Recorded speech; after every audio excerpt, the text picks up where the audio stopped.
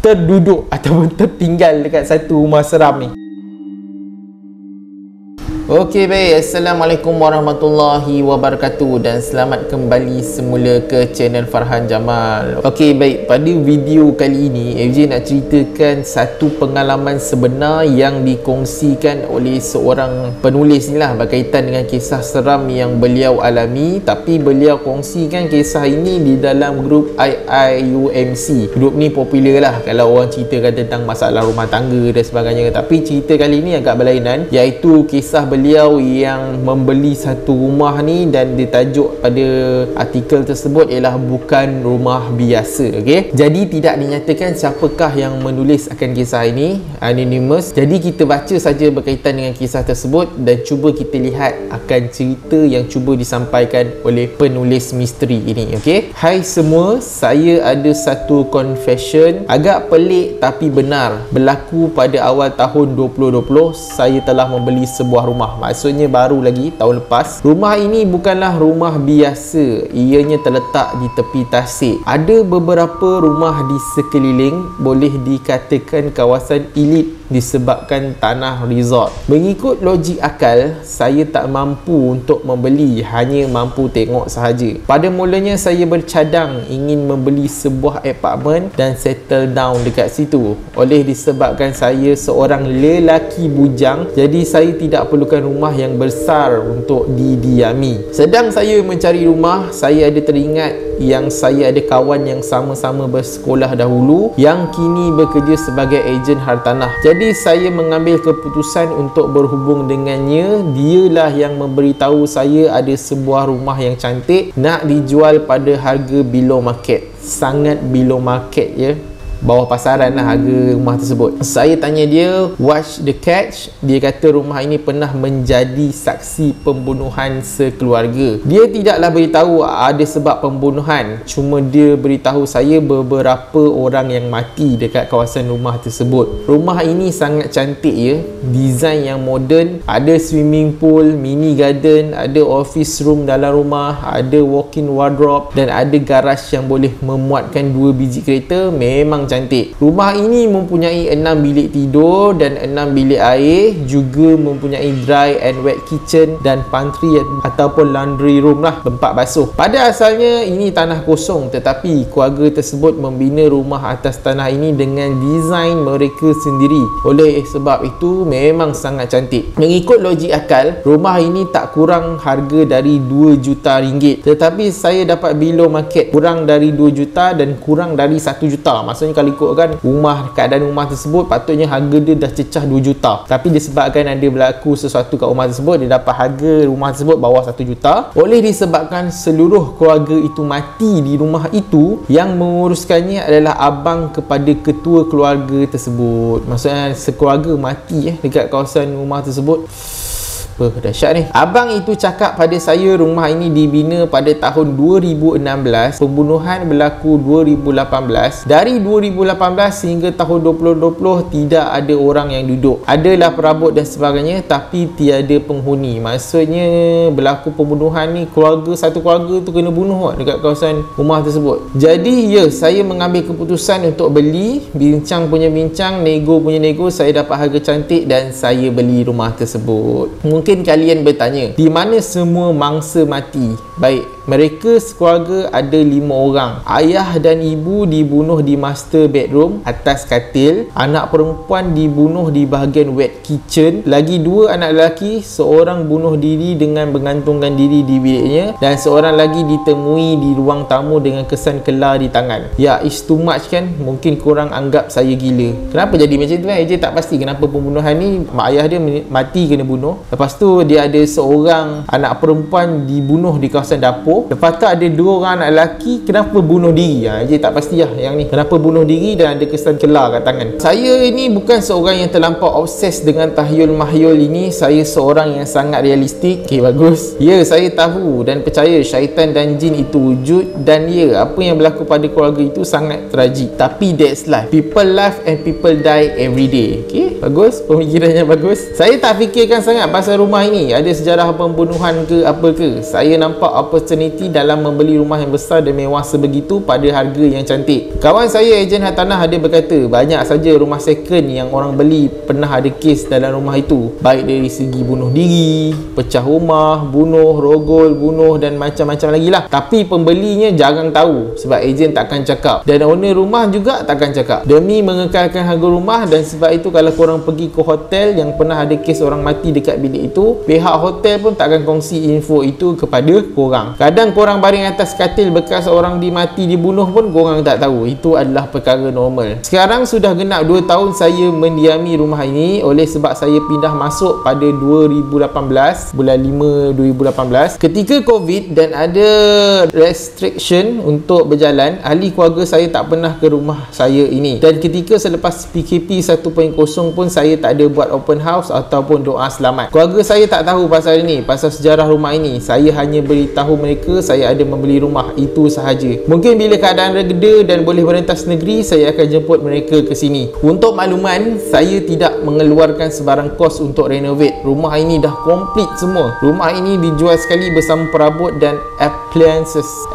Saya tak kerti nak sebut. Bagi saya sangat berbaloi. Ya, saya ada keluar duit sikit. Itu pun hanya upah cat rumah luar dan dalam sahaja. Selain itu tiada. Katil tempat berlakunya pembunuhan itu tetap saya gunakan. Saya panggil orang datang basuh katil dan saya letak cadar yang baru sahaja. Mungkin korang tertanya-tanya, tak rasa takut ke? Tak, saya tak rasa takut. Ada gangguan ke? Ya, ada, tapi saya buat tak tahu. Oh, memang betul-betul kemas, hati kering. Rasa sentiasa diperhatikan ke? Ya, saya rasa. Oleh disebabkan saya tinggal di master bedroom dan saya tinggal seorang, ada balance lagi 5 bilik yang tak digunakan. Tapi saya selalu je kadang-kadang bertukar bilik setiap malam untuk tidur. Saya bercadang nak convert salah satu bilik untuk jadikan gaming room ataupun gym ataupun home theater room, tapi itu akan datang lah. Di sini setiap 2 minggu sekali akan ada pengemas rumah datang untuk kemas rumah. Saya upah. Jadi rumah ini sentiasa bersih. Untuk makluman juga, di sini memang ada rumah-rumah lain yang berdekatan compound rumah saya. Tetapi hanya ada sedikit saja yang betul-betul ada orang tinggal. Selebihnya jadi rumah gateway atau weekend house. Maksudnya kawasan rumah tersebut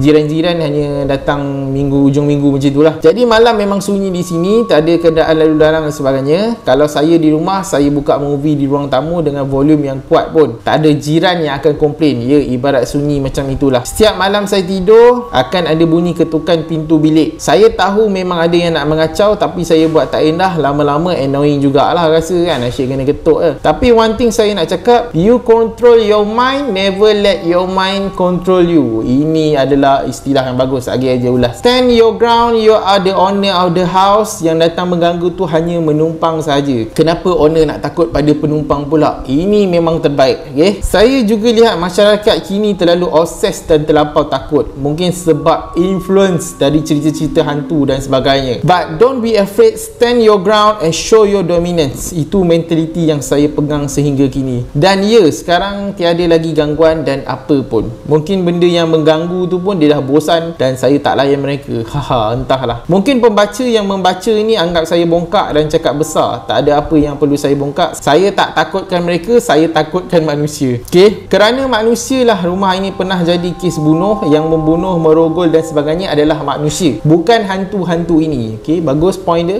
Jadi ya, saya lebih takutkan manusia dari hantu. Sebelum saya akhiri confession ini, saya nak berkongsi baru 2 hari lepas. Waktu malam ada orang tekan loceng rumah. Oleh disebabkan rumah-rumah kat sini berkonsepkan open gate dan tiada gate, jadi sesiapa yang tekan loceng itu memang betul-betul ada berada di depan pintu rumah lah. Nak jadikan cerita, ada bunyi loceng seingat saya jam 1.15 pagi macam tu. Saya sedang membuat kerja di laptop. Saya bergegas ke pintu hadapan. Ada seorang makcik tua membawa bungkusan plastik menjual kuih. Menjual kuih pada jam 1 pagi. Ya, makcik itu hanya menundukkan diri dan tak pandang saya pun. Saya tahu apa maksudnya. Saya beri salam. Dia tak jawab. Saya tutup pintu terus. Dan lepas tu dia tekan loceng lagi. Saya buat tak tahu saja. Saya pasang earphone, buka lagu. Pesan saya kepada mereka yang lemah semangat, tak ada siapa boleh bantu awak melainkan diri awak. Kalau awak let the fear control diri awak, sampai kesudahlah awak akan jadi lemah semangat. Nasihat saya, beranikan biasakan diri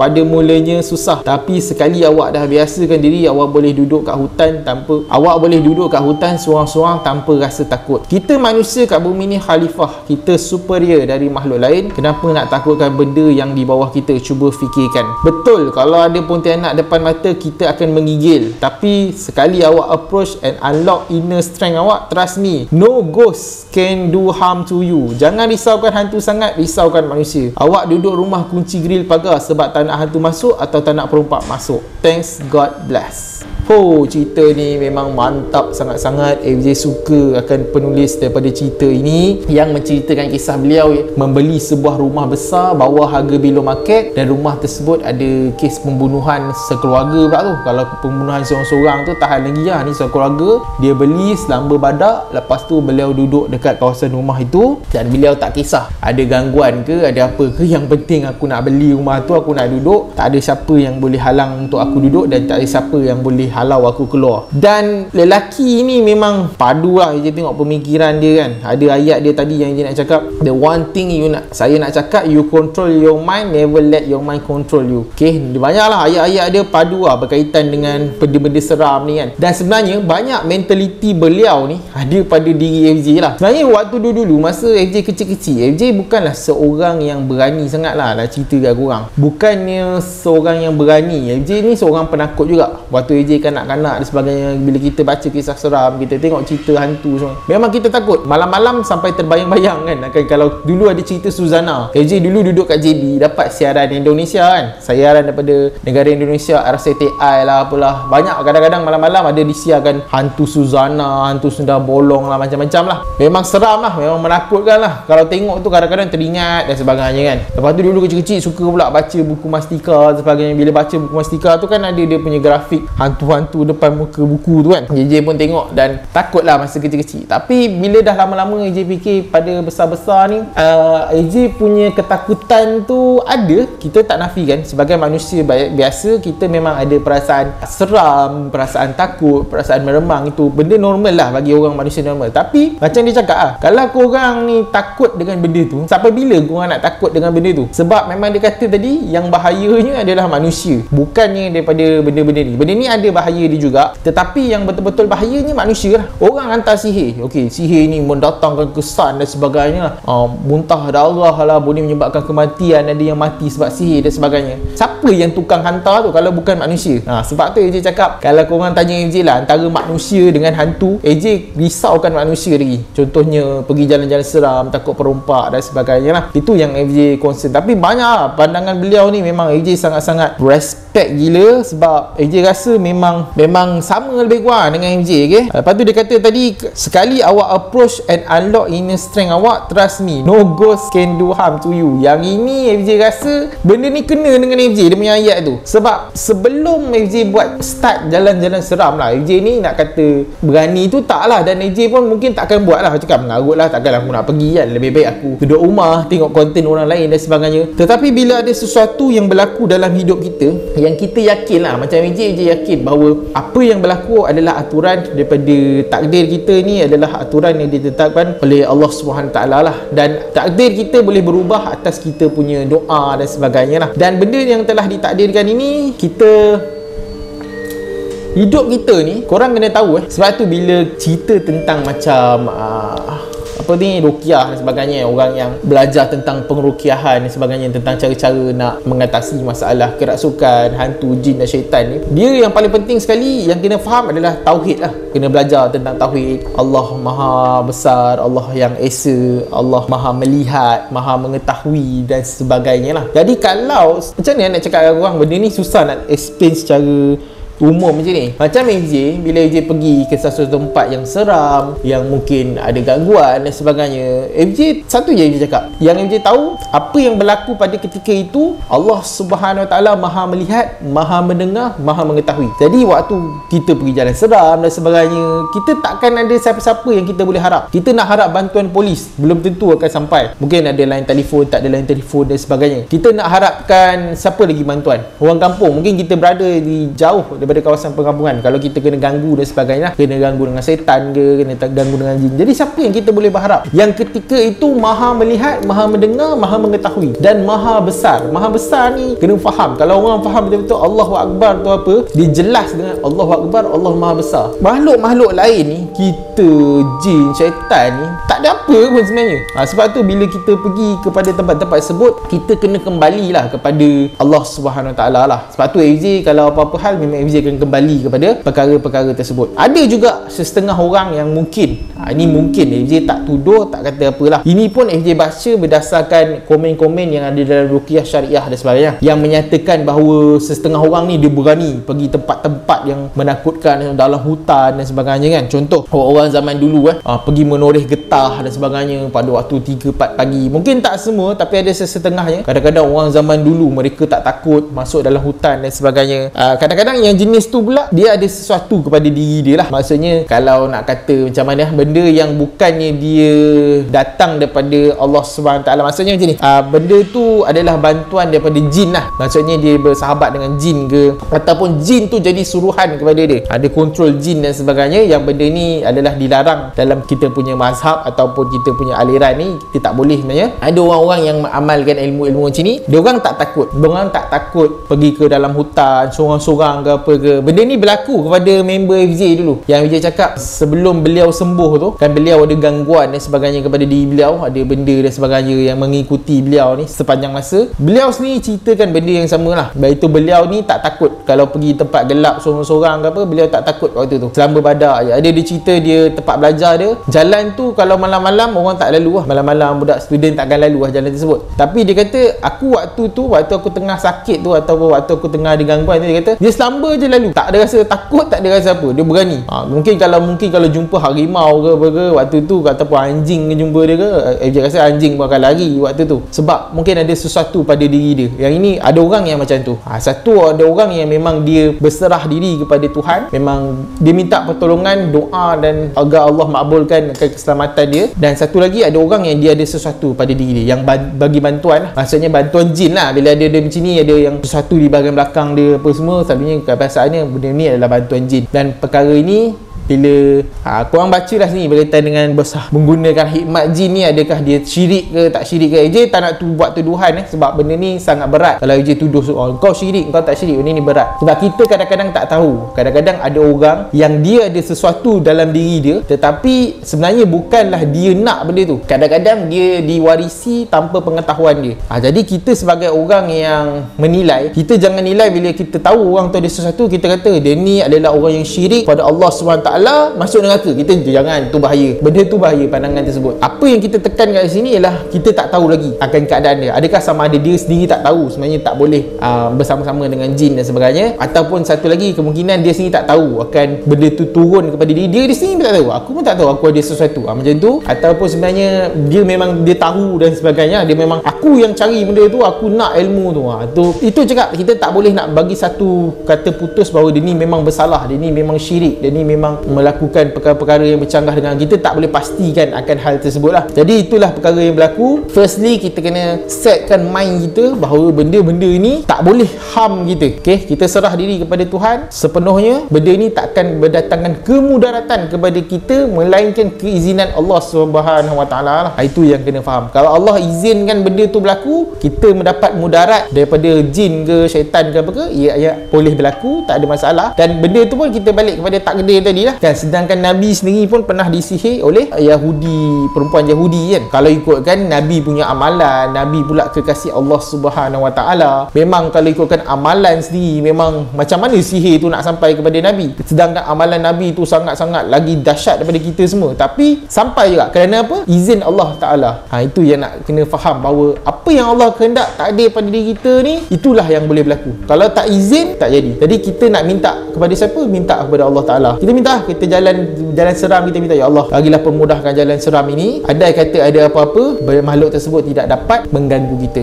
Ini bukan dari sudut manusia saja. Kadang-kadang benda ni kita kena yakin bahawa manusia sendiri pun tak akan dapat mengapa-apakan kita kalau tiada keizinan daripada Allah Subhanahu Taala. Ini kena faham lah benda ni dalam bab tauhid lah. Okay? Jadi itu saja untuk video kali ni. Kalau korang rasa cerita korang pun ada yang menarik, lebih kurang macam ni ke apa, ataupun korang ada pengalaman lah yang lebih kurang sama, korang duduk kat rumah seram ke, duduk kat tempat seram ke, korang buat tak tahu ke, korang cerita kat ruangan bawah. AJ ada satu cerita yang AJ tak ceritakan lagi. Cerita AJ duduk dekat rumah yang berhantu. Nanti AJ cerita kalau ada masa. Cerita ni real, memang diganggu dan sebagainya. Cumanya AJ pada waktu tu buat tak tahu lah. Nanti AJ akan cerita detail pada masa akan datang lah. Dulu AJ pernah cakap AJ nak cerita pada masa akan datang, tapi belum ada mood lagi nak cerita. Pasal cerita tu best dan AJ tak pernah cerita pada orang.